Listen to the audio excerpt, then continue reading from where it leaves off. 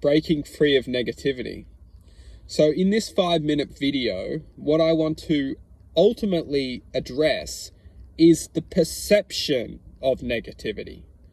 The reason why I want to bring perception into our attention is because perception is effectively imagination. Imagination is what we are experiencing as our lives. And if we are attracting to a negative imagination, we are ultimately the expression of that negative imagination. We must understand that if we enter a room painted red, we are not the color red. We are just the essence of being in a room full of red.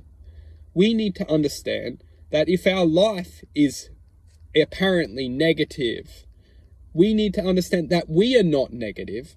It is our emotional field around us. It is our environment. It is our relationships. It is our workplace. It is our family, which is bringing the negative surrounding to our existence.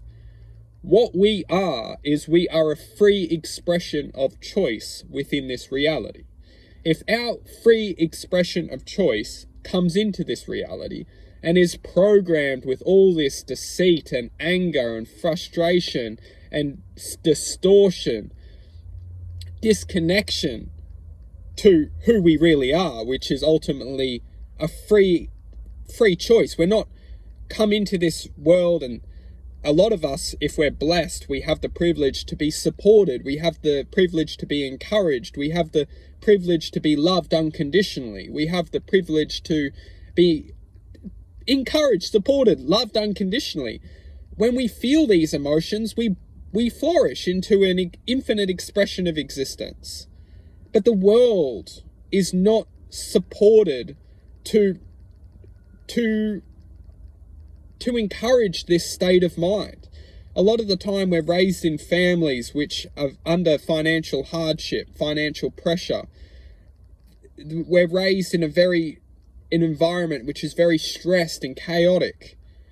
And this energy, this stressed, chaotic energy influences us as individuals from such a young age to develop these traits, these attitudes, this way of thinking. And we have to understand that the true key to heal the negativity is to stop blaming other people for affecting our lives.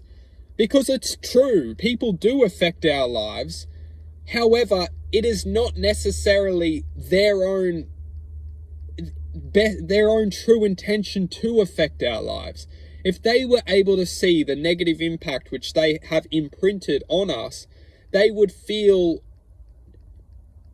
not necessarily ashamed, but they would feel a sense of disappointment within themselves that they were not able to stand strong against the world and ultimately comfort us within that love which internally they would have loved to share to us. The world which we're living in is brutal. It is designed to disconnect our relationships and infiltrate the relationships with distortion.